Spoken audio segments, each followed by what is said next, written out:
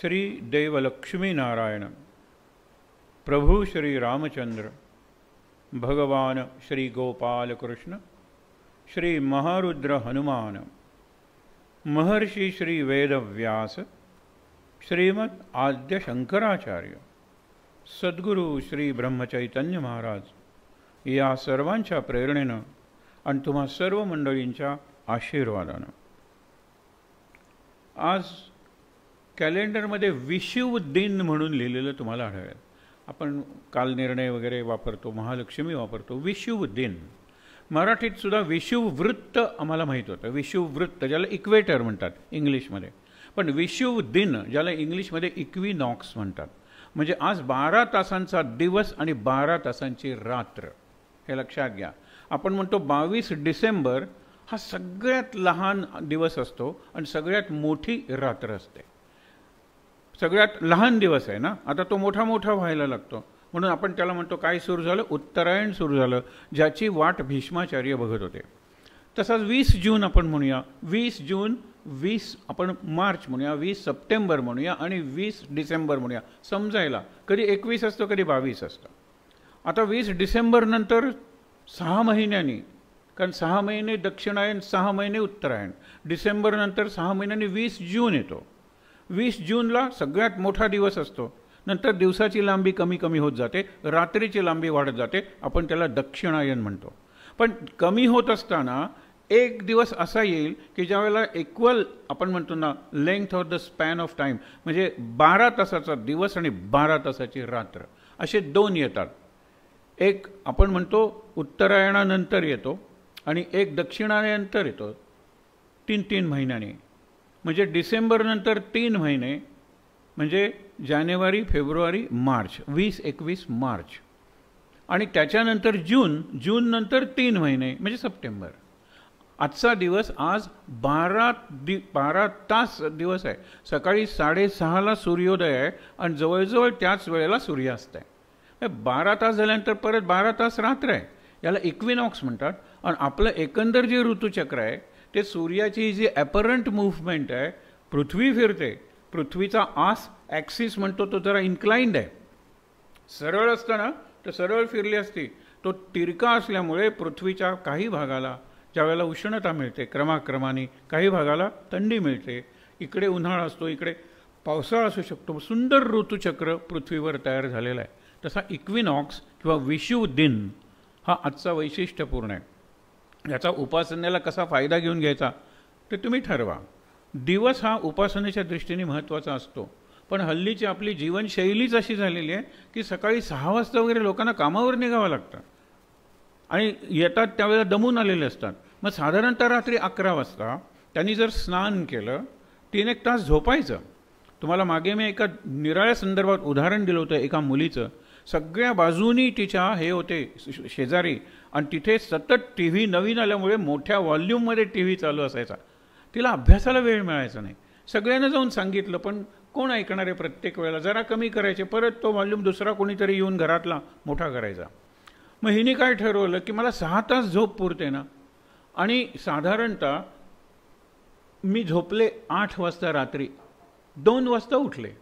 2ला कोणाचाही TV चालू नसतो त्यावेळेला. हे बाकीचे आता काही 24 तास वगैरे असे नव्हते. 2ला मग 2 ते 6 ती अभ्यास करायची. 2 ते 6 म्हणायची, एवढा छान अभ्यास होतो. मी झोपही घेतली. मी बदललं काय, जगाला बदलण्यापेक्षा मी जगासाठी बदलणं हा एक महत्त्वाचा सिद्धांत लक्षात घ्या की world cannot change for me, but I can always change for the world. Always. I may not get the thing I like, but I can always like the thing that I get. Always. अपवाद नाही. अपवाद आपण असतो कारण आपल्याला जमतच नाही, ते जमवून गेला सतत कटकट. काय मी सुंदर दिसायला होते आणि काय गळ्यात पडलं. एक सहज गंमत म्हणून सांगतो, ही चूक आपण करायची नाही म्हणून. धुंडा महाराज देगलूरकर एक चांगले कीर्तनकार होते आणि अध्वरी होते, वारकरी संप्रदायाचे अलीकडच्या काळातले. ते कीर्तनात कधी कधी विनोद सांगायचे. हा एक विनोद बघा की एक अतिशय चांगला माणूस दिसायला बऱ्यापैकी, पण खूप हुंडा मिळतो. म्हणजे आईवडिलांनी केलं, म्हणाले की ठीक आहे ना, आपल्याला घर देत आहेत, तुला गाडी देत आहेत. अत्यंत श्रीमंताची मुलगी असते, पण जरा काळी असते आणि कुरूप असते. हा प्रत्येक वेळेला म्हणायचा की बघ तिच्यासारखी तू असतीस तर. ती काही बोलायची नाही, कारण तिला माहीत होतं की आपण कुरूप आहे आणि आपला नवरा त्या मानाने सुंदर आहे. असं अनेकदा झालं, मित्रांसमोर झालं, शेजाऱ्यांसमोर झालं, कुणाला ते आवडायचं नाही, पण कोण सांगणार, हे सगळं लक्षात ठेवा. आणि त्यामुळे झालं काय की एकदा प्रत्येक वेळेला ती असं त्याचा अपमान करायची प्रत्येक वेळेला. एकदा काय झालं की सिनेमाला गेले होते ते, आणि सिनेमाचा अंधार होता. तो तिथे हेमा मालिनी सिनेमात होती. धुंडा महाराज नाव सांगायचं, कारण त्यावेळेला ते जोरात होते नट. तू जर हेमा मालिनीसारखी असतीस तर त्या अंधारात तिने धैर्य एकत्र केलं तर मी धर्मेंद्रशी लग्न केलं असतं, तुमच्याशी कोणी केलं असतं. हे ज्यावेळेला लक्षात ठेवा, मी दुसऱ्याच्या घरावर दगड मारतो त्यावेळेला लक्षात ठेवलं पाहिजे, माझं घर काचेचं आहे का. लक्षात, if I am staying in the house of glass आणि दुसऱ्याला दगड मारला की तो माझं हाऊस फोडणारच आहे, हा विचार करायचा. आणि हा विचार करायला सांगणारी चरित्र आपण आज बघणार आहोत. काल आपण सुरू केलं होतं एक चरित्र युधिष्ठिराचं, विदुराचं. आज जरा त्यातले काही प्रसंग बघणार आहोत. एक प्रसंग आपण बघितला होता की अणिमांडव्य ऋषींनी जो शाप दिला, त्या शापाला यमाला 3 जन्म घ्यावे लागले. त्यातला पहिला सोडा हरिश्चंद्राच्या काळात समाजाच्या बाहेर स्मशान असतं, त्या स्मशानात प्रेत जाळण्याचं काम करणारा जो डोंब असतो त्याला ते मिळालं. पण हे जन्म त्यांनी सांगितलं एका वेळेला तुला 2 जन्म घेता येतील, पण आता एक दासीपुत्राचा घेतला पाहिजे, एक राजाचा घेतला पाहिजे. हा विचार आपण बघितला. दासीपुत्र विदुर आणि राजा झाला युधिष्ठिर. आता युधिष्ठिराच्या जीवनात प्रसंग आहेत, त्याला विदुर साक्षी नाही आहे, तर त्यांनी ते घडवून आणलेले प्रसंग आहेत. ज्यावेळेला ही मुलं मोठी झाली, शिक्षण पूर्ण झालं, त्यावेळेला युवराज कोण निवडायला पाहिजे ना. कारण कालच मी तुम्हाला सांगितलं की धृतराष्ट्र हा जन्मांध असल्यामुळे सिंहासनावर बसायला तो तसा लायक नव्हता, पात्र नव्हता. पण कुणीतरी बसायला पाहिजे म्हणून तो बसत होता. कालही तुम्हाला सांगितलं की त्याला राज्याभिषेक झालेला नव्हता. पण आता ही मुलं मोठी झालेली आहेत, तर दुर्योधनाने गृहीतच धरलं होतं की माझे वडील बसत आहेत, युवराज म्हणून माझाच अभिषेक झाला पाहिजे की नाही, लीगल. पण हाच कुठे लीगल होता, हा आपण म्हणतो ना डी ज्युर अँड डी फॅक्टो, म्हणजे हा बसला होता, लिगली हाही नव्हता, पण त्यांनी गृहीत धरलं. मग आता काय करायचं, लोकांना तर युधिष्ठिर हवा होता, जो वयानं श्रेष्ठ होता आणि गुणानं म्हणजे श्रेष्ठच होता तो. पण विदुराने प्रश्नच नको, एक प्रसंग घडवून आणला. ते नंतर कळलं लोकांना, विदुर आणि युधिष्ठिर हे दोघंही यमाचे अंश आहेत. त्यांचे एकत्र प्रसंगात आपल्याला त्यांची चरित्र दिसून येतात जी महत्त्वाची आहेत. ते वाद चालूच असतो. इतक्यात त्या राजसभेत एक बाई धावत येते, केस विचकारलेले असतात, कुंकू फिसकटलेलं असतं, काकणं फोडलेली असतात, छाती बडवत येते, घात झाला, मला न्याय करा, माझ्या नवऱ्याचा खून झालेला आहे. खून झालेला आहे म्हणल्यानंतर ते म्हणाले त्या पकडलेलं आहे, नाही माझ्या हा नवऱ्याला पकडलेला आहे, शिक्षा झालेली आहे, त्यांनी कोणाचा तरी खून केला, पण त्यांनी खून केलेला नाही आहे, कारण तो खूनी नाही आहे, तर त्याला न्याय व्हावा. तर ते म्हणाले की खून, त्याला विचारलं, तो म्हणला ह्याच्या सांगण्यावरून केला, तो म्हणतो ह्यांनी पैसे दिले, तो म्हणतो ह्यांनी सगळी योजना तयार केली. असं करत करत चौघांना आणलं जातं, हे खुनाशी संबंधित आहेत. त्याला विचारतात, तो शूद्र असतो, शिक्षण झालेलं नाही, सुसंस्कृत नाही आहे, त्याला पैसे, गरीब आहे तो, त्याला पैसे दिले आणि त्याने खून केला. सुपारी किल्लर म्हणतो ना हल्ली, पैसे दिले त्याने खून केला. तू कसा खून केलास, तलवारीनं खून केला. तलवार तुला कोणी दिली, सेनापतीने दिली. म्हणजे सेनापती तलवारीने दुसऱ्याचं रक्षण करतो का खून करायला आपलं मर्डर वेपन ज्याला म्हणतात ना की ते आपलं देतो. आणि पैसे कोणी दिले, तो म्हणतो या शेटांनी दिले, हे शेट व्यापारी वैश्य. ते म्हणाले पण केव्हा खून करायचा, कसा खून करायचा, ही योजना कशी करायची, या ब्राह्मणाने तयार केली. ब्राह्मणाने योजना तयार केली, क्षत्रियाने आपलं हत्यार दिलं, वैश्याने पैसे दिले आणि शूद्रांनी तो खून केला. उदाहरण. आता शिक्षा दुर्योधनाला उठवलं. दुर्योधन म्हणला ज्यांनी खून केलेला आहे त्याला 40 वर्ष तुरुंगात, ज्यांनी पैसे दिलेले आहेत त्याला 30 वर्ष, ज्यांनी आपली तलवार दिलेली आहे त्याला 20 वर्ष, आणि ज्यांनी योजना फक्त कागदावर तयार केलेली असेल वगैरे त्याला 10 वर्ष. सगळ्यांनी साधू साधू काय सुंदर शिक्षा दिलं. आता युधिष्ठिरा तू भरा. तो म्हणतो की मला दुर्योधन चुकीचा आहे असं मी म्हणत नाही, परंतु मी शूद्राला 10 वर्षाची शिक्षा देईन, वैश्याला 20 वर्षाची शिक्षा देईन, तो क्षत्रिय त्याला 30 वर्षाची शिक्षा देईन आणि ब्राह्मणाला 40 वर्ष मी तुरुंगात डांबेन. हे असं का? तो म्हणतो कारण अगदी उघड आहे. हा जो क्षुद्र आहे ना, अशूद्र, तो काय आहे? गरीब आहे, लाचार आहे. त्याच्या लाचारीचा फायदा घेऊन त्याला काही पैसे देऊन त्याच्याकडून खून करून घेतला. पैसे देणारा व्यापारी आहे ना, त्यांनी पैसे दिले नसते तर हा खून झाला नसता. पैसे दिलेत त्याने, मग त्याची जबाबदारी जास्त आहे या खुनात. पण पैसे दिल्याने काय पैशाने खून करणार आहे का? त्याला शस्त्र द्यायला पाहिजे होतं, ते या क्षत्रियांनी दिलेलं आहे. पण त्याची जबाबदारी जास्त आहे. पण ज्या ब्राह्मणाने म्हणजे ज्ञानी लोकांनी समाजातली हिंसा कमी करायची, ते जर हिंसेला चालना देणारं प्लॅनिंग करायला लागले तर त्यांना जास्त वर्ष तुरुंगात नको का ठेवायला? सगळेजण उभे राहिले, म्हणाले की वाह शाबास, म्हणजे ब्राहो ब्राहो म्हणतो ना, साधू साधू, खरंच चांगलं. मग विदुर म्हणाला की हे सगळं मी घडवून आणलेलं नाटक होतं. त्या बाईला सांगितलं तू पैसे घे, ती नटी असते आणि असं काही घडलेला नसतो खून वगैरे. पण शिक्षा देण्यासाठी हे नाटक घडवावं लागलं. लोकांनी निर्णय केला की युवराज व्हायला युधिष्ठिरच योग्य आहे. ही एक परीक्षा होती. युधिष्ठिर, लक्षात घ्या, तुम्हाला सहज संगमत म्हणून सांगतो, युधिष्ठिर आणि विदुर यांच्यातलं नातं काय होतं? युधिष्ठिर हा पुतण्या होता तर विदुर हा काका होता, बरोबर. त्यांच्यात एक कोड लँग्वेज होती, कारण यमच ना दोघंजणं, यमाचे अंशावतार. कोड लँग्वेज होती, म्हणजे सगळ्यांच्या समोर जरी ते काही बोलले तर लोकांना कळायचंच नाही. वारणावताचा प्रसंग माहिती आहे, महाभारत जास्त सांगत नाही. एक माणूस विचार कसा करतो आणि विचार कसा करायला पाहिजे आणि चांगल्या गोष्टीसाठी आपली बुद्धी कशी वापरली पाहिजे, त्याचं हे उदाहरण आहे. तर वारणावतात या सगळ्यांना जाळायचं. मग मोठा घर बांधलं आणि ते लाखेचं बांधलं. लाख म्हणजे काय की जरा आग लावली की सगळी पेटते एकदम, आणि म्हणून भिंती लाखेच्या होत्या, वरून रंग दिला होता. असं केलं होतं. आणि एकदा त्यांना काय सांगितलं, तुम्ही बघितलं नाही वारणावत, चांगलं गाव आहे, तिथे आता उत्सव आहे, तुम्ही जा. आम्ही दरवर्षी जातो, तुम्ही अरण्यात होता इतकी वर्ष, आता आलाय तर तुम्ही जा, आईलाही घेऊन जा बरोबर. तेव्हा लग्न झालं नव्हतं. मग हे 5 पांडव आणि कुंती वारणावताला जातात. आता विदुराला ही योजना माहीत असते, पण अगदी आयत्या वेळेला कळते आणि तो सगळ्यांच्या देखत सांगू शकत नाही. त्यावेळेला तो म्हणतो की मी प्रश्न विचारतो तुला एक प्रश्न. त्याने नेहमीच्या सगळ्यांना कळेल असा विचारला, अरण्याला जर आग लागली आणि ती आग लागतच राहिली तर सगळ्यात शेवटी कोण मरेल? आता अमेरिकेत वगैरे कित्येक महिने आग लागलेली आहे, अशी आग लागते, झाडाला झाड पेटतात वगैरे, सगळ्यात शेवटी कोण मरेल? तर युधिष्ठिर आहे तो म्हणला पाखरं उडून जातील, पण पाखरांची पिल्लं अंडी ती जातील. नंतर हे सगळ्यात शेवटी हत्ती हा पाण्यात जाऊन बसेल. बुद्धिमान आहे तो, लक्षात ठेवा. पण ती आग चालूच राहिली, पाणी सगळं आटलं तर हत्ती सुद्धा मरेल, उंदीर मरणार नाही. विदुर म्हणतो की अगदी बरोबर उत्तर आहे. का? तो म्हणाला उंदीर जमिनी खालून बीळ करतो आणि नेहमी 2 टोकं असतात, दोन्ही तोंड उघडी असल्याशिवाय उंदीर तिथे राहत नाही. म्हणून आपण म्हणतो ना, ह्यांच्या घरातून उंदीर गेला, बरं झालं आपल्याकडे, तो शेजाऱ्याकडे गेलेला असतो आणि अर्धी शिफ्ट तिथे केल्यानंतर परत आपल्याकडे येणार असतो. त्याची ट्रॅफिक परफेक्ट असते आणि इतकी लांब असतात, मैलोमैल कधी कधी असतात, रानात करतात किंवा अरण्यात करतात. तो बीळ त्याचा लांब असेल, तो पळून निघून जाईल आधी त्याच्यापर्यंत आग पोचेपर्यंत.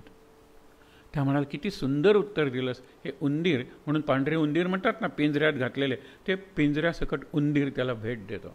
यांच्याकडे लक्ष दे, हे संकेत होता, हा संकेत होता काय की ह्याच्याकडे तू लक्ष दे, यांच्याकडे तू लक्ष दे, यांच्याकडे लक्ष दे. म्हणजे सतत उंदरांचं कार्य, आग लागल्यानंतर काय करायचं असं मला काकांनी का सांगितलं, याच्यावर विचार करतो तो.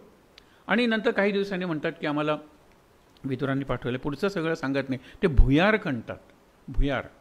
आणि त्याच दिवशी एक येते, म्हणाली मला रात्री राहायला इथे पाठवलेलं आहे, कारण मला घरी जाता येणार नाही आहे, 5 मुलं आहेत माझी, आणि अशी एक साधारणतः कुंतीच्याच वयाची येते. आणि ते ज्यावेळेला झोपतात त्यावेळेला भीम आग लावतो.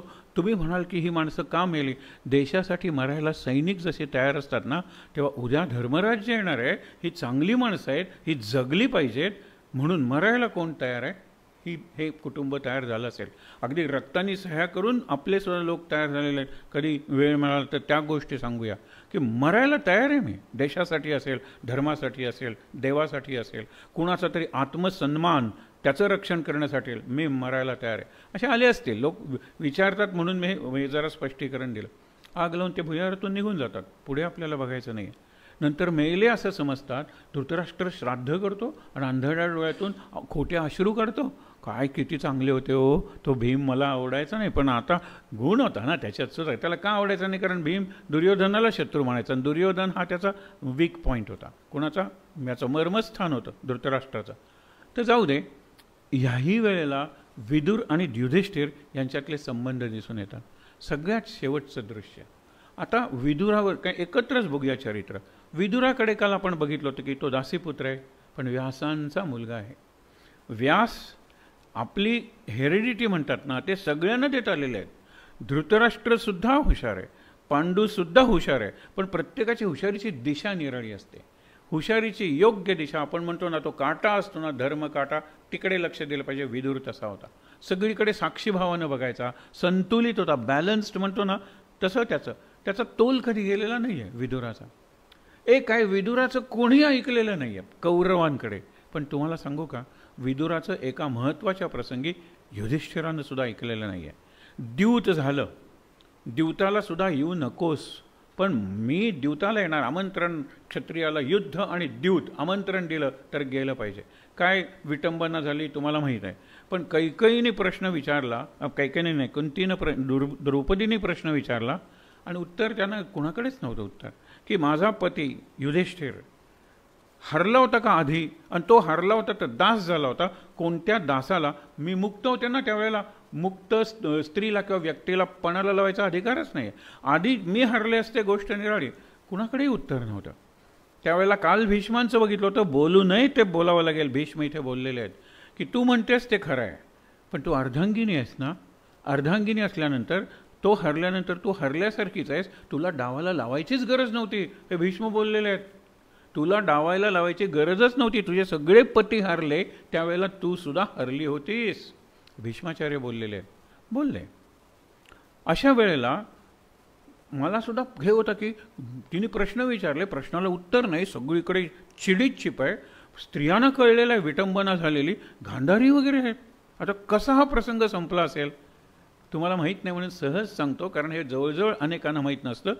धृतराष्ट्र विचार करत होता की हे द्यूत आपण म्हणतो ना नलिफाय करूया. झालंच नाही द्यूत, झालंच नाही, किंवा हा गेम म्हणून झाला.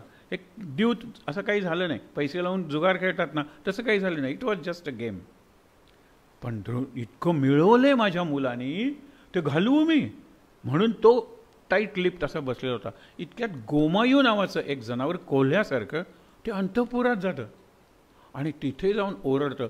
काही कोल्हे वगैरे सुद्धा दिवसा ओरडले ना तर ते अशुभ मानलं जातं.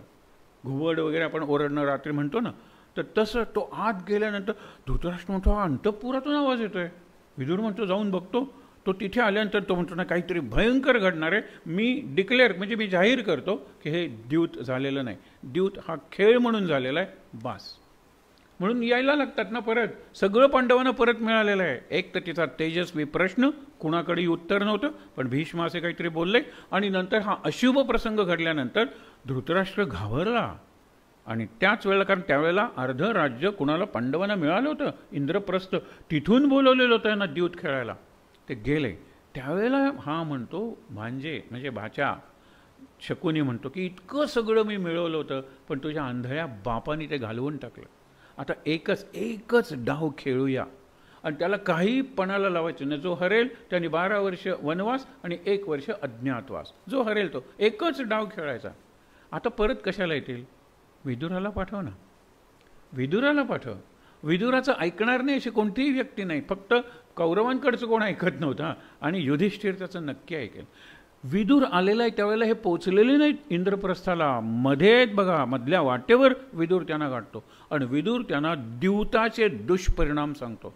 द्यूतामुळे जो अनर्थ घडतो ते सांगतो. आणि तुम्हाला आत्ताच हा अनुभव आलेला आहे, तरीसुद्धा मी निरोप आणलाय. तो निरोप तुम्हाला सांगतो. एकच डाव खेळायचा आणि 12 वर्ष वनवास आणि 1 वर्ष अज्ञातवास, याच्याशिवाय काही नाही. हे लक्षात घ्या. आणि मग काय? तो म्हणतो मी येतो, कारण माझ्या गुरुनी काही. मग अशा वेळेला विदुर धडधडीत सांगतोय, ज्याच्याबद्दल तुला प्रचंड आदर आहे, तो वडिलांच्या ठिकाणी आहे तुला, तू का नाही जात?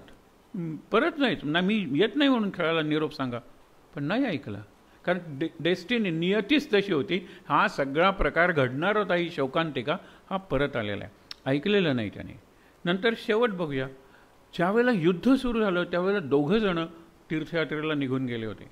कारण तुमच्या मनात विचार आला असेल ना, हे विदुर होता कौरवांच्या बाजूने, पण त्याचं सगळी सहानुभूती पांडवांना होती. भीष्माचार्यांचं तसंच होतं, द्रोणाचार्यांचं तसंच होतं, कृपाचार्यांचं तसंच होतं. आणि हे सेनापती होते. म्हणजे सेनापती कसे आहेत की शत्रूला विजय मिळावा म्हणून प्रार्थना करणारे. तर ते लक्षात घ्या. तर नंतर काय झालं, विदुर इकडे गेला आणि तिकडे बलराम गेला. बलराम म्हणाला हे दोन्ही माझेच आहेत. आणि बलरामला भीम आणि दुर्योधन विद्यार्थी त्याचे गदा युद्धातले, त्याला दुर्योधन आवडायचा. असू दे, आपण पुढे जाऊया. ज्या वेळेला तो निघतो, वनाला जायला निघतो. आता हा भागवतात भाग हा जास्त प्रकर्षाने आलेला आहे. युद्ध संपलं, त्याला कळतं. तो परत येत असताना वाटेत पहिल्यांदा त्याला उद्धव भेटतो. उद्धवाला म्हणतो काय खबर, मी तिकडे होतो ना काय. तर तो म्हणतो अत्यंत वाईट अशी घटना घडलेली आहे. श्रीकृष्णाने देह ठेवलेला आहे आणि तो निजधामाला म्हणजे वैकुंठाला गेलेला आहे. त्याला म्हणतो बापरे, म्हणजे आता काय झालं या पृथ्वीचं. बरं, शेवटी त्यांनी कुणाचं नाव घेतलं, रुक्मिणीचं घेतलं का अर्जुनाचं घेतलं. तो म्हणाला अगदी खरं सांगू का, मी होतो म्हणाल ते विदुर विदुर विदुर असं 3दा कृष्णाने तुझं नाव घेतलं. याच्या डोळ्यातून पाणी आलं. एवढा काय मी मोठा नाही आहे, पण कृष्णाने अधिकार मान्य केला होता. आणि आपण म्हणतो ना अंतेमती सा गती, शेवटचं नाव तू घेतोस त्याच्या दिशेने तुझा प्रवास सुरू होतो. शंकर म्हण ओम नमः शिवाय, कैलासाच्या दिशेने प्रवास सुरू. ओम वासुदेवाय नमः, वैकुंठाच्या दिशेने जातील. ओम ब्रह्मदेवाय नमः, सत्यलोकाच्या दिशेने जातील. हा विदुराचा म्हणून एक लोक आहे का, जिथे विवेक आहे. लक्षात ठेवा, विवेक आहे. आणि विवेकापासून दूर नाही तो विदुर, असं म्हणायला काय हरकत आहे. पूर्णपणे विवेकी आहे तो. तुझं नाव घेतलं त्याने 3दा आणि देह ठेवलेला आहे.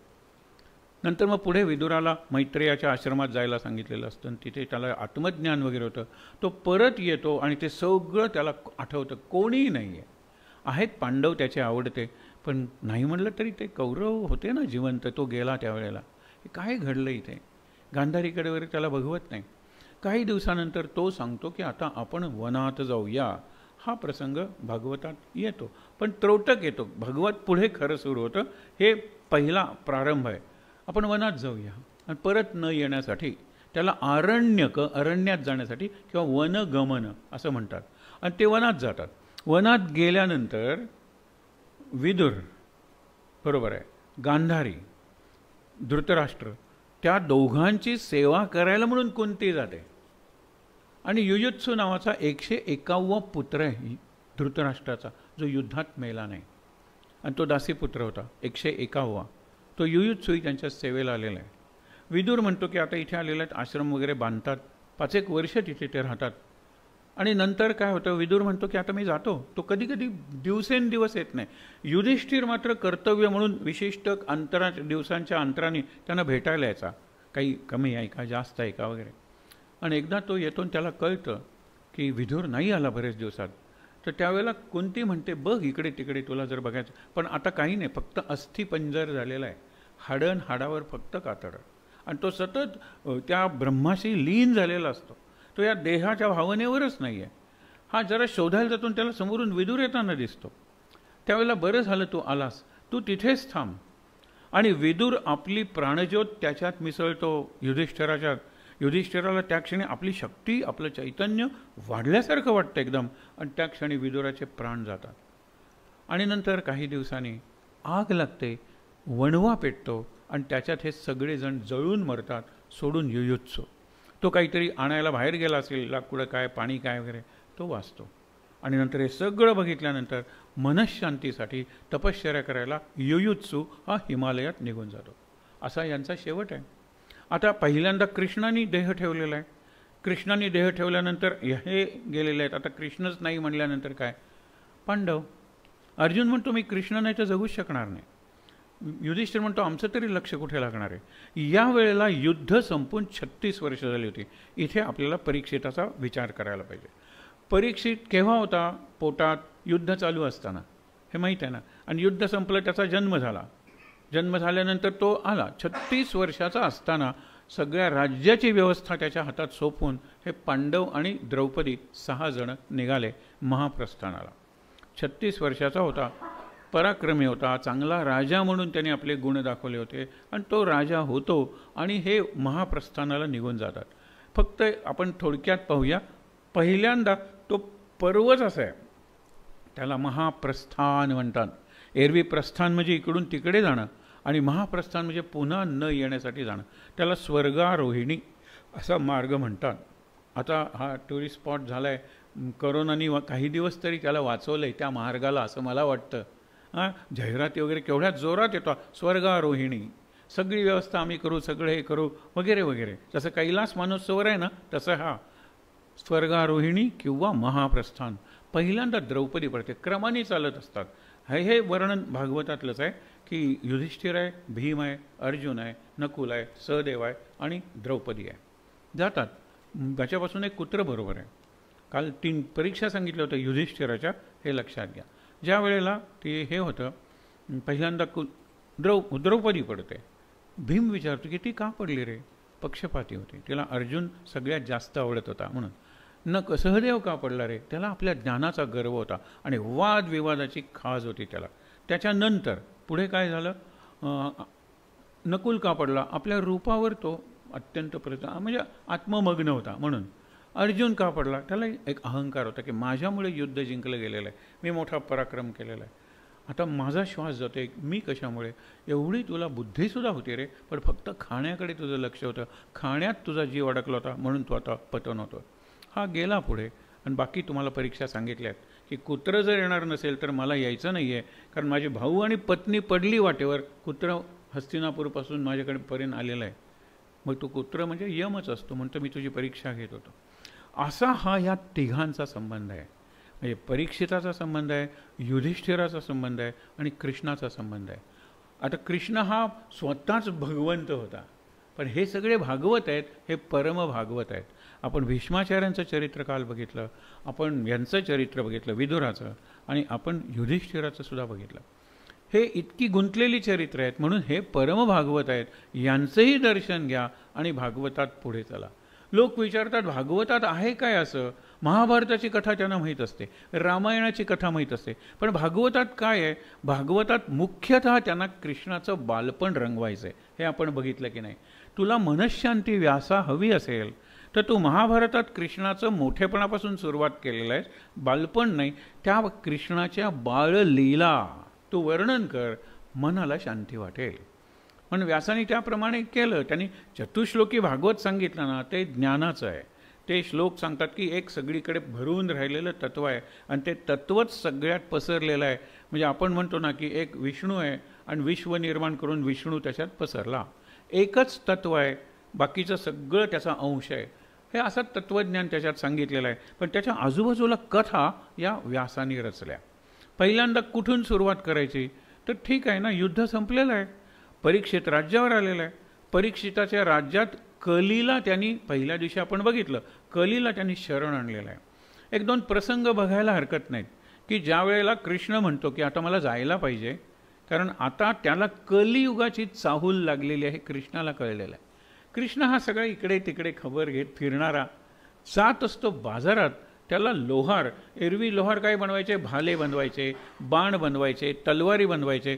पण आता युद्ध करायला कोणी राहिलंच नाही ना, जिंकलेलं युद्ध आहे. मग आता काय करायचं? एक बारीक वस्तू बनवत होता.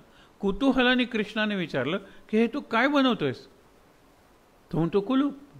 हा, ते कशासाठी? आता घरं सुरक्षित राहणार नाही आहेत, चोरापासून रक्षण. त्यावेळेला तो म्हणतो कलियुग यायला सुरुवात झालेली आहे, कारण चोरी वगैरे हे सगळं अहिंसा कलियुगाचा धर्मच आहे. तो म्हणतो ह्याच्यापेक्षा बारीक गोष्ट मी बनवलेली आहे आणि आता आणखीन काय? तर किल्ली. हे कुलूप आणि किल्ली म्हटल्यानंतर तो म्हणतो आता कलियुग येत आहे. विचार करत असताना एक प्रसंग घडतो. 2 जण येतात, एक आहे व्यापारी आणि एक आहे शेतकरी.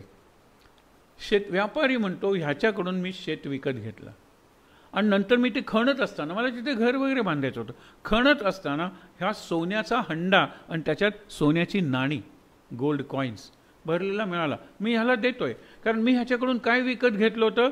मी ह्याच्याकडून स्क्वेअर विकत घेतला होता. आपण म्हणतो ना किती स्क्वेअर मीटर, किंवा किती स्क्वेअर फीट मी खाली खणताना जे मिळाले त्याच्यावर ह्याचा अधिकार आहे, ह्याचा अधिकार आहे. खरं राजाचाही हल्ली भूमिगत जे धन आहे ना त्याच्यावर सरकारचा राजाचा अधिकार असतो, ते त्याला द्यायला पाहिजे असतं. त्यामुळे काय की हा घेत नाही आहे. हा म्हणतो की न्यायाधीश ज्या वेळेला, न्यायाधीश म्हणजे धर्मराजच ना, युधिष्ठिराच्या दरबारात राजसभेत हा प्रसंग घडतोय. तो म्हणतो की ज्या वेळेला मी त्याला ते माझं शेत विकलं त्यावेळेला नुसती लांबी रुंदी विकली नाही तर त्याच्या खाली वरचं आकाशसुद्धा त्याला विकलं आहे, तेव्हा याच्यावर माझा अधिकार नाही. दोघंही अधिकार सांगत नाही आहेत. युधिष्ठिर बघतो कृष्णाकडे, कृष्ण मिस्किलपणे हसतो. काय येणार आहे, चाहूल कशाची लागते त्याला माहीत आहे. तो म्हणतो खरंच तुम्हाला दोघांनाही नको आहे? नको. मग तो म्हणतो ठीक आहे, राजकोशात जमा करूया. बरोबर आहे ना, राज्याचा जो कोश आहे सरकारी ट्रेजरी त्याच्यात जमा करूया. म्हणून त्यांनी आपल्या मुनीमजींना बोलवलं, म्हणजे लिहितो अकाउंटंट त्याला, आणि त्याला सांगितलं हा जमा कर. 15 दिवस झाल्यानंतर हे दोघंजणं आले.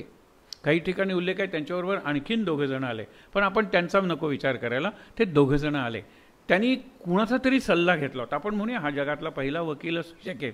कृष्णाने सुद्धा वकिलीच केली होती, शिष्टाई म्हणतो त्याला. त्यांनी सल्ला काय दिला, ते आले दोघंजणं.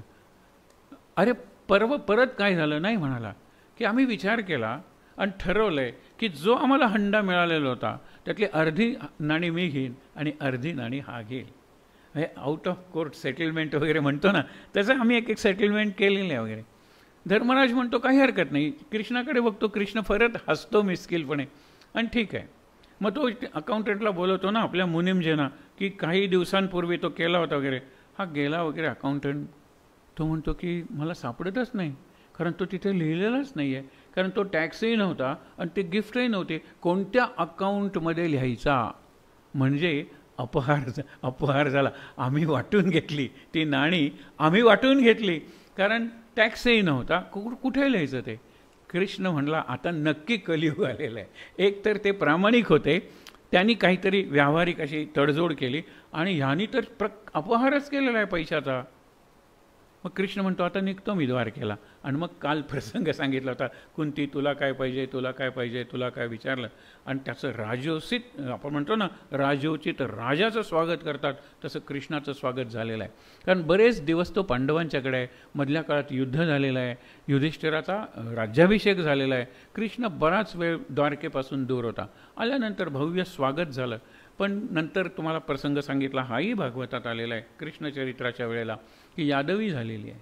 म्हणजे त्याचे यादव, त्याचे मुलं, त्याचे पुतणे भांडायला लागलेले आहेत.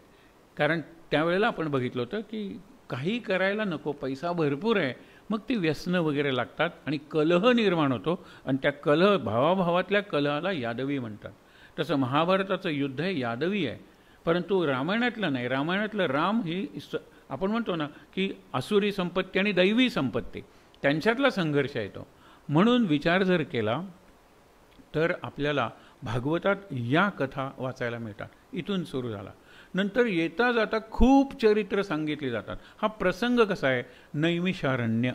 नैमिषारण्यात शौनक ऋषी आणि 80,000 ऋषी आहेत, आणि ते यज्ञ करत आहेत मोठा.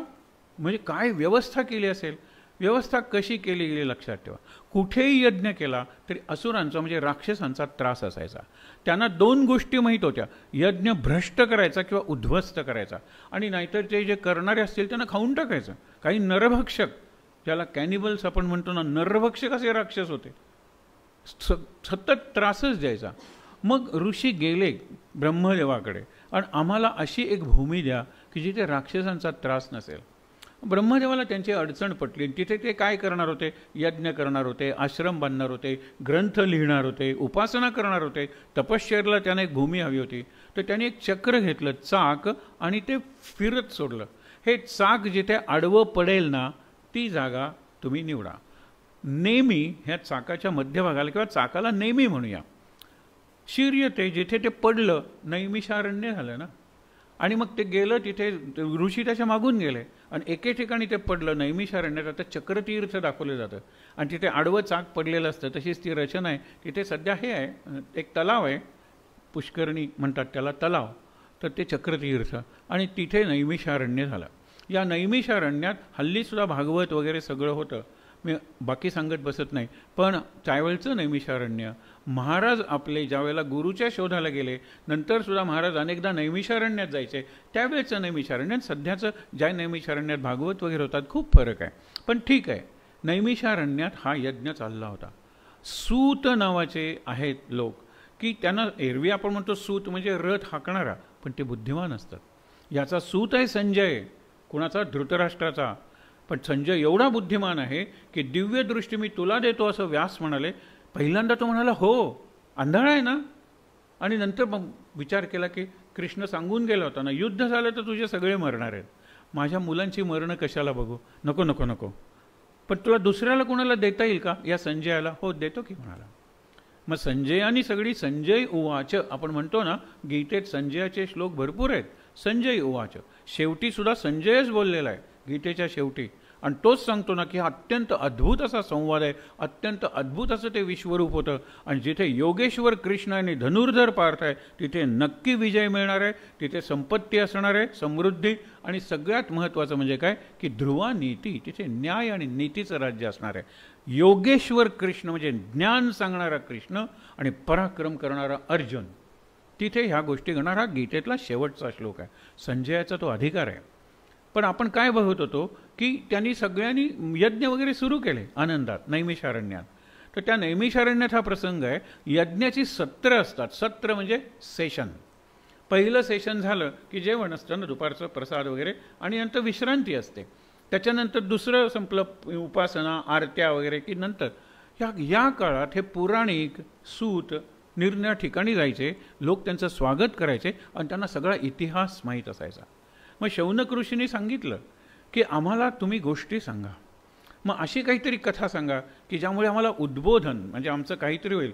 मग हा इतिहास सुरू करतात की एकदा परीक्षित नावाचा राजा, मग पांडवांचा इतिहास आला, मग ते शुकदेव आला, मग शुकदेवांचं चरित्र आलं. असं करत करत मग लोक प्रश्न विचारायचे आणि त्या प्रश्नांना मग तुम्हाला ती कथाच सांगतो ना, मग त्या राजाचं मी ती कथाच सांगतो ना, असं करत आपले ग्रंथ वाढत गेले.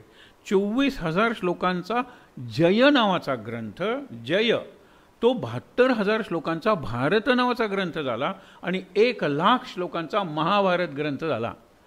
खरी कथा 24,000ंचीच आहे, पण सांगताना लोक प्रश्न विचारत गेले आणि प्रश्न विचारत गेल्यानंतर हे सांगत गेले. आता वटसावित्रीची कथा आहे, ती वटसावित्रीची कथा ही महाभारतात आलेली आहे. कुणीतरी विचारलं, आता तुम्ही म्हटलात की सावित्री तिने यमाशी संवाद केला, आम्हाला तो प्रसंग सांगा. त्याचा पांडव कौरवांच्या कथेशी काही संबंध नाही आहे. अहो अशाच कथा भरपूर असतात. म्हणून भागवतात काय आहे म्हणल्यानंतर भागवतात काय नाही आहे, सृष्टीचं वर्णन आहे, निरनिराळ्या राजांचे वंश आहेत त्याच्यात, आणि भागवताचे 10 विषय दिलेले आहेत. तो वृक्ष भाग आहे, तो कथेचा भाग नाही आहे. अगदी शेवटच्या 1-2 दिवसात आपण सगळा जो म्हणतो ना रिव्ह्यू घेणार आहोत भागवताचा, त्याच्यात तुम्हाला या गोष्टी कळतील की इतर ग्रंथापेक्षा भागवताची काही वैशिष्ट्य आहेत. आणि मला जर चांगलं भागवत व्हायचं असेल तर माझी जीवनशैली कशी असली पाहिजे, हे शेवटचे 1-2 दिवस आपण राखून ठेवलेले आहेत. आज बघूया ज्या व्यासाने ह्या भागवताची रचना केली त्या व्यासांचं चरित्र काय. व्यासांचं आपल्याला जन्मकाल सांगितला की पराशर नावाचे ऋषी साद देती हिमशिखरे असं म्हणत निघालेले आहेत. वाटेत गंगा आहे, गंगा पार करण्यासाठी ते कोळी असतात, खेवट म्हणतो ना, रामाला सुद्धा तो गुहक वगैरे पार नेण्यासाठी. तर त्यावेळेला सगळे कुठल्या तरी कामासाठी गेलेले आहेत आणि काही स्त्रिया आहेत आणि एक तेजस्वी स्त्री सत्यवती, काल शंतनूजी सांगितलं ना, तीच ही सत्यवती. ती बसलेली आहे. ती म्हणाली मी तुम्हाला नेऊ शकते पण तुम्ही ऋषी आहात आणि मी ही अशी मत्स्यगंधा, कारण मासे विकणं, पकडणं आणि लोकांना इकडून तिकडे नेणं ही 2 कामं असतात. मासे पकडायचे आणि विकायचे आणि खायचे सुद्धा, आणि लोकांना या तीरावरून त्या तीरावर न्यायचं, ही 2 कामं असतात. माझ्या अंगाला वास येतो, तुम्हाला सहन होणार आहे का? तुम्ही कंदमुळं फळं खाणारे ऋषी आहात. तर त्यावेळेला म्हणतात माझ्या तपस सामर्थ्याने मी तुला योजनगंधा करतो, सुगंधा करतो. आणि नुसती सुगंधा नाही तर तो सुगंध वाऱ्याबरोबर खूप दूर जाईल, कारण त्याच्याच पुढे शंतनू ओढले जातात ना. काल बघितलं ना, हा सुगंध कुठला आहे, हा डिव्हाइन फ्रेग्रन्स आहे, दिव्य सुगंध आहे. आणि दिव्य सुगंध एका ऋषीने आपल्या तपस सामर्थ्याने निर्माण केला होता.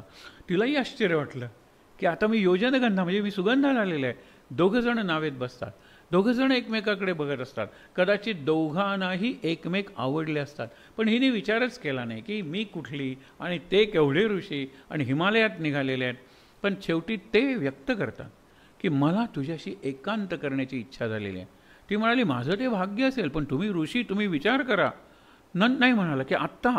ती म्हणाली आत्ता आपण नदीच्या मध्यावर आलेलो आहोत, लोक बघतील ना आपल्याला. मी माझ्या तपस्सामर्थ्याने धुकं निर्माण करतो. इतके दाट धुकं निर्माण करतात की दिसतच नाही. आणि मग ते सांगतात की तुला अपत्य होईल, लक्षात ठेव. मी तू त्याचं संगोपन कर, म्हणजे वाढव त्याला. मी योग्य वेळी येऊन त्याला ज्ञान देईन. हिमालयात ते जातात निघून. पराशर ऋषींचा पुत्र म्हणून व्यासांना पाराशर म्हणतात. मुलगा होतो, मुलगा काळा येतो वर्णाने, म्हणून त्याला कृष्ण म्हणतात. आणि द्वीप म्हणजे बेट, काल सांगितलं बेटावर याला वाढवलं म्हणून द्वैपायन, कृष्ण द्वैपायन व्यास. व्यास नाव कसं पडलं? विव्यास वेदान.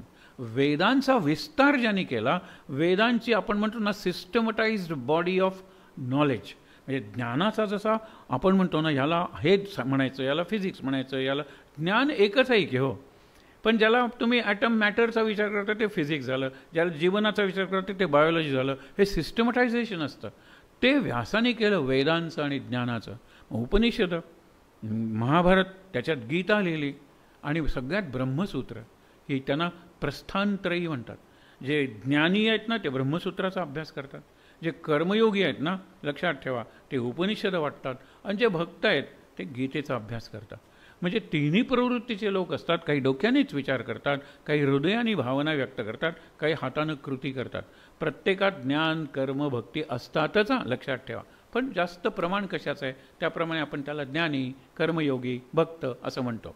विचार करा, ज्या वेळेला व्यास वाढायला लागले, एक तुम्हाला नंतर कथानक आपल्याला वेळ नाही पण कधीतरी बघूया की तुम्ही एकटे आहात, लक्षात ठेवा. आणि या सख्या वगैरे तिच्याकडे बघत होत्या, त्यांची काय हो, त्याला खायला पाहिजे का, प्यायला पाहिजे का, हे सगळं करायचा. हे ऋतूंचा अभ्यास करत राहिले. महाभारतात काय नाही आहे हो, ह्याच्यातसुद्धा ऋतूंचं सृष्टीचं वर्णन कशी निर्माण झाली काय आहे, विराट रूपाचं वर्णन आहे भागवतात. पण तो सगळा जर तात्विक भाग आहे आणि आपल्याला तसा आपण त्याच्याकडे बघणार नाही आहोत. आपण कथाच फक्त बघतोय, तर व्यासांच्या जन्माचीच कथा बघतोय. ते आत विचार करायला लागले, ज्याला आपण म्हणतो ना मनन चिंतन ध्यान आणि अनुसंधान. व्यास करायला लागले. ते साधारण 10-12 वर्षाचे झाल्यानंतर पराशर ऋषी हिमालयातून खाली आले आणि त्यांनी यांना ज्ञान दिलं सगळ्या प्रकारचं, आणि व्यास हे ज्ञानी झाले. हिचं लग्न झालं, ही शंतनूची पत्नी झाली, हिला मुलं झाली 2. एक झाला विचित्रवीर्य आणि दुसरा चित्रांगद. चित्रांगदाला व्यसन होतं, कशाचं, शिकारीचं, आणि त्याच्यात गंधर्वांबरोबर लढत असताना तो मेला. विचित्रवीर्य नावाप्रमाणे एवढा व्यसनी निघाला, त्याला अपस्मा, आपण क्षय, हे रोग झाला त्याला क्षय, आणि तो रोग आहे ना त्याच्यामुळे तो मेला. दोन्ही मुलं मेली की सत्यवतीने अगदी अट घातली होती ना, त्याच्यासाठी भीष्म हे अविवाहित राहिले होते आणि मी बसणार नाही म्हणून सिंहासनावर प्रतिज्ञा केली होती. अशा वेळेला ती त्यांना विनंती करते की माझ्यामुळे प्रतिज्ञा घेतली होती त्या प्रतिज्ञेतून मी मुक्त करते. भीष्माचं चारित्र्य आपण काल बघितलं होतं. प्रतिज्ञा अशी मोडायची नसते, दुसरं काहीतरी सांग. तर मग काय नाही, माझे हे आहेत आता सुना आहेत ना 2, त्या सुनासुद्धा आणल्या पळवून कुणी भीष्मानी. हे लक्षात ठेवा, भीष्मांना नको ते करावं लागेल ना. ते काशीराजाचे लग्न होते, 3 मुली होत्या, तिघी नाही घातलं रथातून आल्या. त्यापैकी एकीचं शाल्व या राजावर प्रेम होतं. नंतर इथे आल्यानंतर सांगते, पण शाल्व म्हणाला माझ्या हातात, माझ्या देखत त्यांनी हाताला धरून घेतले. पाणी ग्रहण म्हणजे लग्न करणं, म्हणजे तुझं लग्न झालेलं मी नाही स्वीकारत. मग ते अंबा असते, ती चिडते, केव्हा ना केव्हा तरी तुमचा सत्यानाश केल्याशिवाय मी राहणार नाही. त्या जन्मात तिला जमत नाही, ती स्वतःचं आत्मदहन करून घेते आणि शिखंडिनी म्हणून जन्मते आणि ती पुढे उभी करते. आता शिखंडी झालेला असतो पण जन्मता स्त्री असते. अर्जुन तिच्या मागून बाण वगैरे मारतो आणि भीष्म खाली पडतात. हा इतिहास आपण बघितला. पण इथे बघा, लक्षात ठेवायचा की ज्या वेळेला भीष्म म्हणतो काय उपाय आहे, तर ती म्हणाली एक उपाय आहे. त्यावेळेला नियोग पद्धती आणि बीजक्षेत्र न्याय. नियोग पद्धती म्हणजे कुठल्याही परपुरुषाकडून समाजातल्या प्रतिष्ठित लोकांच्या साक्षीनं संतती म्हणजे मूल निर्माण करता येतं, आणि ते मूल अनौरस नसतं, इलिगल किंवा इललेजिटिमेट चाइल्ड नाही आहे, ते बेवारशी नाही आहे, त्याला वारस आहे. मग म्हणाली माझा आणखीन एक मुलगा आहे लग्नाआधी झालेला व्यासाना. म्हणतो आपण व्यासांना बोलूया की. व्यासांना बोलवायला जातं. व्यास म्हणतात की मी आत्ताच एक अनुष्ठान पूर्ण केलेलं आहे तपश्चर्याचं, माझं तेज अंगातून बाहेर येते, तुझ्या त्या सुनांना सहन होणार नाही. त्यावेळेला ती म्हणते पण मला आता घाई झालेली आहे, कारण हा माझा पती गेलेला आहे, मुलं गेलेली आहेत, राज्याला वारस नाही आहे, तेव्हा काहीतरी करा.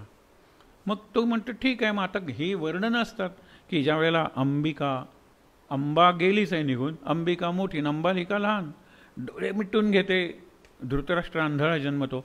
हे विज्ञान नसेल, हे वर्णनाची एक शैली असेल, पण तो आंधळा जन्मतो हे करा. दुसरी असते ती पांढरी पडते बघत, हे काय तेज आहे, आणि तो पांडू जन्मतो.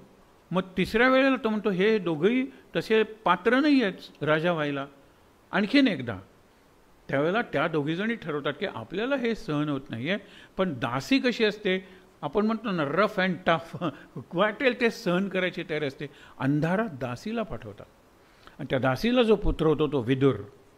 आणि म्हणून हे सगळं घडत असताना व्यास येतात, थांबतात, बोलतात काहीतरी, काही करणं अपेक्षित असेल तर करतात आणि निघून जातात. आपण जर वर्णन करायचं असेल तर ते वादळासारखे येतात आणि झंझावातासारखे निघून जातात. म्हणजे enters like a storm and exits like आपण म्हणतो सायक्लोन ऑर हरिकेन. वादळासारखे येतात, जास्त वेळ थांबत नाहीत कुठे, आणि ते सांगतात ना ते लोक ऐकत नाहीत.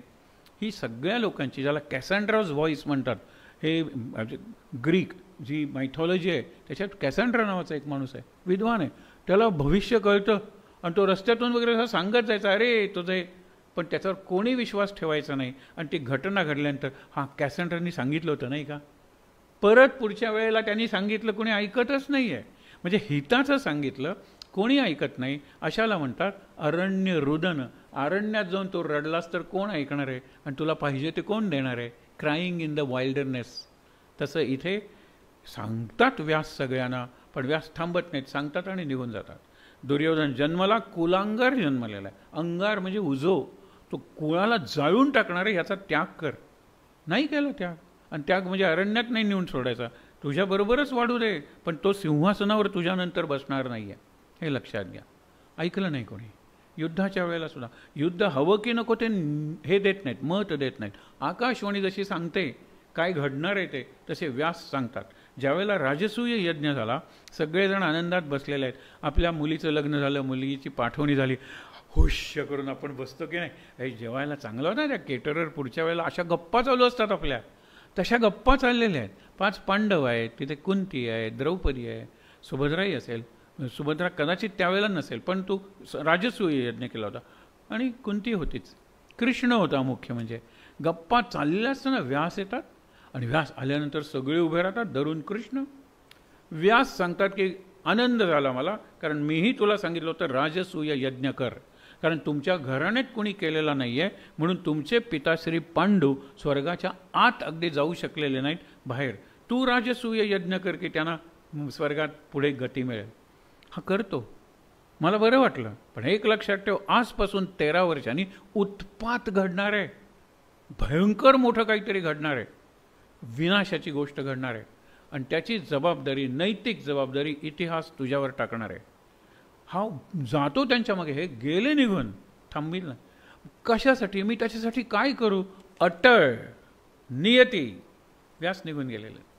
आणि 13 वर्षांनी म्हणजे काय, लगेचच द्यूताचं आमंत्रण येतं. द्यूत नंतर 12 वर्ष वनवास, 1 वर्ष अज्ञातवास, आणि युद्ध. काय भयंकर युद्ध आहे ते, कल्पना करा बरं. संपूर्ण कुळाचं कुळ नष्ट झालेलं आहे कौरवांचं, असं ते आहे. म्हणून व्यास असं आहेत व्यासांचं चरित्र. व्यासाने ज्यावेळेला भागवत लिहिलं त्यावेळेला ते एक बोर खाऊन राहत होते, हे आपण बघितलं. पण 1-2 प्रसंग त्यांनी स्वतः सांगितलेलं आहे. व्यासांच्या पत्नीचं नाव आहे अरणी. अरणी म्हणजे काय माहीत आहे ना, आपण एक भांडं असतं आणि त्याच्यात बरोबर फिरणारी अशी मंथा असते, रवी आपण म्हणतो ना ताक करायला. पूर्वीचं तुम्हाला आठवतं ना ताकाचं भांडं, मान लहान असते, नाही तर मोठ्या ह्याच्यात करणं, म्हणून अरणी फिट बसते. ते सुद्धा लाकडाचं, आणि इतकं जोरात फिरवायचं की त्यातून ठिणगी निघते. मग ती ठिणगी कापसावर किंवा गवतावर घ्यायची आणि फुंकर मारून अग्नी तयार करायचा. यज्ञाचा अग्नी, त्यावेळेला काड्यापेट्या वगैरे मॅच बॉक्सेस नव्हत्या, असा पेटवावा लागायचा. म्हणून अरणी हे त्यांचं नाव होतं बायकोचं. बायको म्हणायची, तुम्ही एवढे सगळे हुशार विद्वान, मुलगा जर आपल्याला झाला, मूल जर झालं, बुद्धिमत्ता येईल ना त्याच्यात. ते म्हणाले, पण नाही ग, पण तुम्ही करा ना, काहीतरी अनुष्ठान करा, प्रार्थना करा, तुमच्याकडे एवढ्या सिद्धी आहेत, काय हरकत आहे. ठीक आहे म्हणाले. मग आता शुकाचार्यांचा जन्म, कारण व्यासांचे पुत्र आहे. शुक तिच्या गर्भात येतो, पण काही ठिकाणी उल्लेख आहे 13 वर्ष, काही ठिकाणी 16 वर्ष तो जन्मच घेत नाही. आणि तो प्रत्येक वेळेला ते म्हणतात, विचारा ना त्या गर्भाला, तुमच्याकडे शक्ती आहे ना, सिद्धी आहे ना, गर्भाला विचारा तो जन्म का घेत नाही आहे. तो म्हणतो की जन्म म्हणजे बंधन. ज्या क्षणी मी जन्मेन त्या क्षणी तुम्ही मला बाळ म्हणणार, मुलगा म्हणणार, पप्पू लल्लू काही म्हणणार, बरोबर, बारसं करणार, मी आई म्हणावं, मी बाबा. हे केवढी बंधन आहेत. हे नाती आहेत ना, आपण नाती गोती म्हणतो, म्हणजे गोत्यात आणतात नाती. हे याला शुकाला एवढं माहीत आहे. आता त्याची मागची एक कथा म्हणून सांगितली जाते, सहज तुम्हाला सांगतो की शंकर आणि पार्वती ते नेहमी काही ना काहीतरी, पार्वती प्रश्न विचारते, एवढा रहस्यमय प्रश्न असतो, आणि शंकर म्हणतो की मी तुला रहस्य सांगतो, पण उगीच कोणाला ते फुकट कशाला ऐकायला मिळालं पाहिजे, कान कर इकडे. आणि कान म्हणजे कुठे कुठे जातो तो म्हणतो, तो असा प्रश्न विचारलायस आणि त्याचं रहस्यमय उत्तर द्यायचं आहे, इथे कैलासावर नको. कैलासावर खरं कोण येत असतो, हे नंदी शृंगी भृंगी एवढेच असतात. नाही नाही नाही, पण कदाचित नारद येतील एकदम वगैरे. हां, आपण खाली जाऊया. खाली आले पठारावर, म्हणजे हरिद्वार वगैरेच्या तिकडे, तिथे तर कितीतरी माणसं होती. नाही इथे नाही, जरा खाली जाऊया. असं करत करत समुद्राच्या तळाशी जाऊया. बघा, मला सांगायचं तो मुद्दा लक्षात घ्या, फार महत्त्वाचा आहे. मग समुद्राच्या तळाशी हे दोघं जण जातात, सागराच्या तळी, आणि पार्वतीच्या कर्णकुहरी, कान दे तुझा इकडे, मी तुला कानात रहस्य सांगतो. आता शंकर आणि पार्वतीच्या पलीकडे एक शक्ती आहे, ज्या शक्तीपासून शंकर पार्वती तयार झालेल्या आहेत. मुद्दामून बघा, ब्रह्मा विष्णू महेश किंवा लक्ष्मी किंवा सरस्वती, लक्ष्मी आणि Parvati, they are penultimate, not ultimate. परम नाही, परम दिसतच नाही, परमाला रंग नाही, रूप नाही, काही नाही. आणि आपल्याला त्यांची रंगरूपच माहीत आहेत की याला 4 तोंड आहेत, हा निळा आहे, तो पांढरा आहे, त्याचा कंठ आहे, सगळं काढतो की चित्र आपण. परब्रह्म, परमेश्वर आणि परमात्मा किंवा पराशक्ती, त्यांना वर्णन नाही, त्यांना करताच येणार नाही. त्या शक्तीला वाटतं मानवाचं कल्याण व्हावं, म्हणून ती यांना जन्माला घालते. मग नारद म्हणतात, अरे ह्यांचे भांडतायत नाही का, आपण तिघं एका ठिकाणी असलेलं नवीन दैवत, दत्त दिलेलं, असं ते दैवत निर्माण होतं.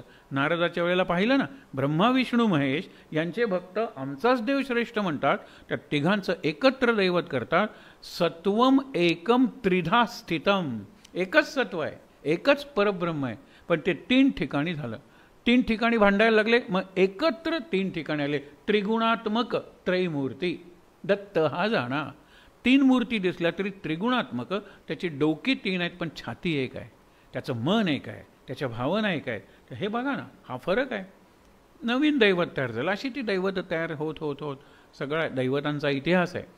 म्हणून इथे काय झालं, ज्या वेळेला प्रश्न येतो परब्रह्माचा, आणि हा सांगतोय, त्या शक्तीला वाटलं की या दोघांच्यातच ते राहू नये, जगाला सुद्धा कळावं. नाही तर पार्वतीला तो शपथ घातलेलीच आहे, कोणाला सांगायचं नाही, मी तुझ्या, म्हणजे तो सागराच्या तळाशी जातो, तिच्या किरीचं सांगताना ती शक्ती म्हणते की ऐकलं पाहिजे आपण. हे मराठीत म्हण आहे ना, षटकर्णी झालं. जोपर्यंत एखादं रहस्य 4 कानांपर्यंत मर्यादित असतं, इट रिमेन्स अ सिक्रेट. पण कुणालाही सांगू नकोस ना, हे भेटलं तुम्हाला म्हणून सांगतो, हां, कुणाला सांगू नका, तुम्हाला म्हणून सांगतो. झालं संध्याकाळपर्यंत गावभर झालेलं असतं ते. म्हणून 4 कानांपर्यंत सिक्रेट राहतं. 6 कानां, षटकर्ण झालं की ते सिक्रेट राहत नाही. 6चे 16, 600, 6000 किती केव्हा होतील कळणारी नाही आहे. तर अशा वेळेला माशाच्या रूपात ती शक्ती, ह्याचे ओठ आणि तिचे कान याच्यामध्ये, आणि ती ऐकतात. आणि नवनाथ म्हणतात, त्यातला मत्स्येंद्रनाथ, हा ते जे रहस्य आहे ते त्यांना कळलं.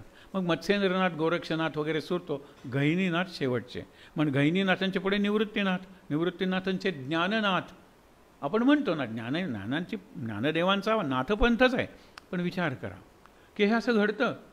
महत्त्वाची जी गोष्ट, म्हणून परवा तुम्हाला सांगितलं ना की मला माहीत आहे की मी मातृभूमीशी देशद्रोह करते, मात्र मला याची शिक्षा मृत्यू आहे मला माहीत आहे, पण जगाला सांगितलं पाहिजे की हा कोरोना नावाचा जो विषाणू आहे, व्हायरस, हा तयार केला गेलेला आहे आणि तो लीक झाला तिथून, आणि त्यांनी आधी स्वतःला औषध तयार केलं, त्याच्यानंतर म्हणून सगळ्या जगात तो पसरला, पण बेजिंगला नाही आला एवढा, शांघायला नाही आला एवढा, ती चायनातली शहर आहेत ना, अमेरिका, त्यामुळे त्यांनी ते अफेक्टेड लोकांना टुरिस्ट म्हणून पाठवलं.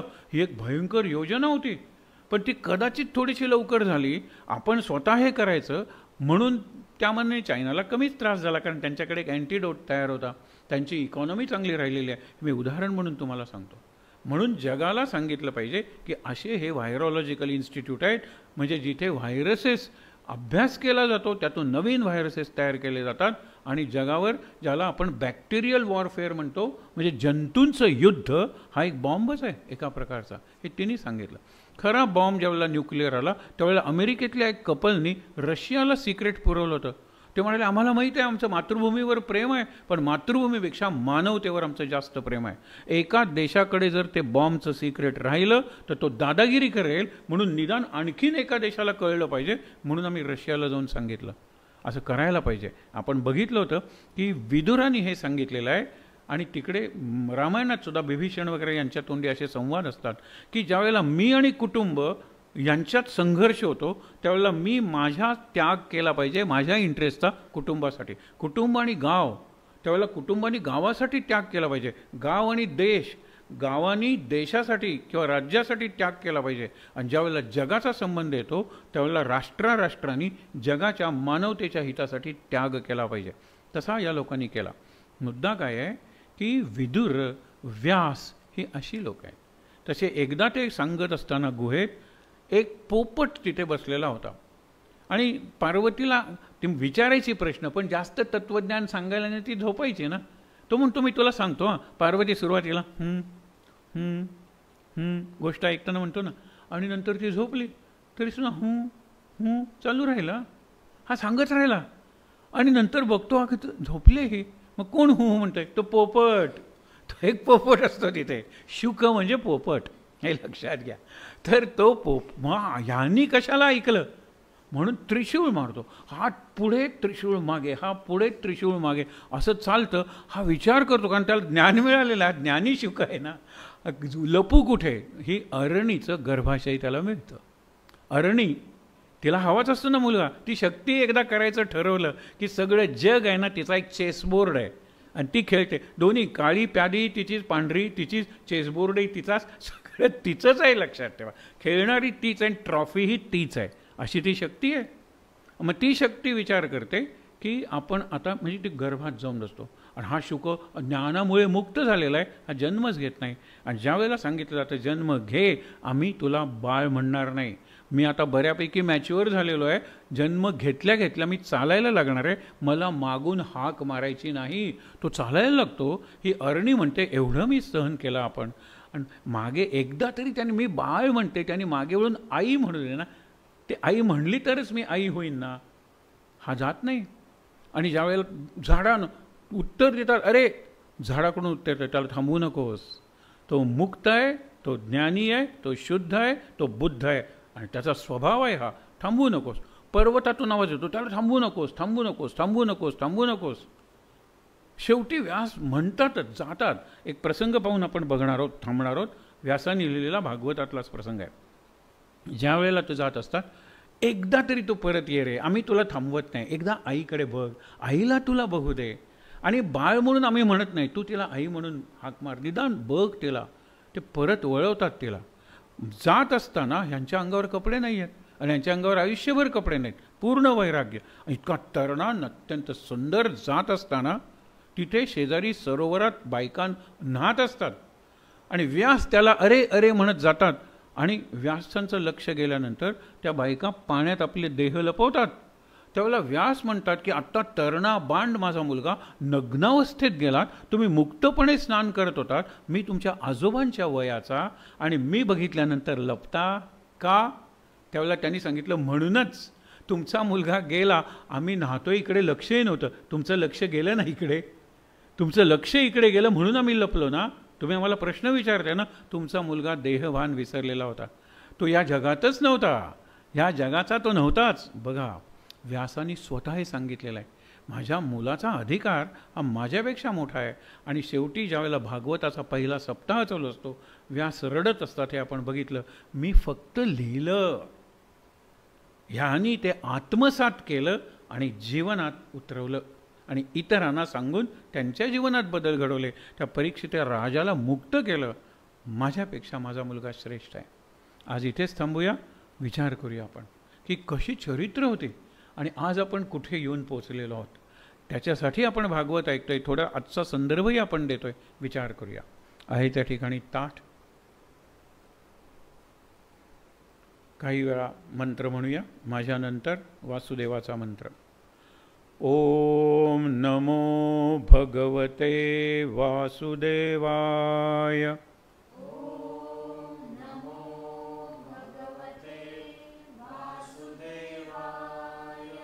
ओम नमो भगवते वासुदेवाय.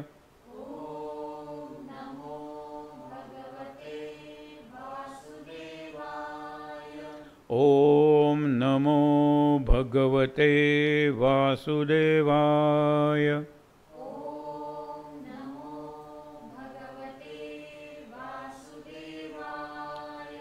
ओम नमो भगवते वासुदेवाय.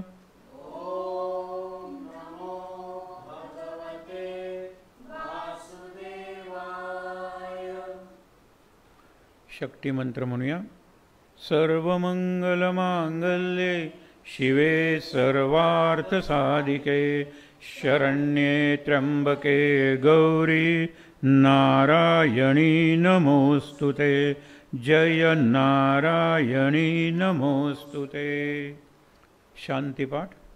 ओम सहनाववतु सहनौ भुनक्तु सह वीर्यं करवावहै तेजस्विनावधीतमस्तु मा विद्विषावहै. ओम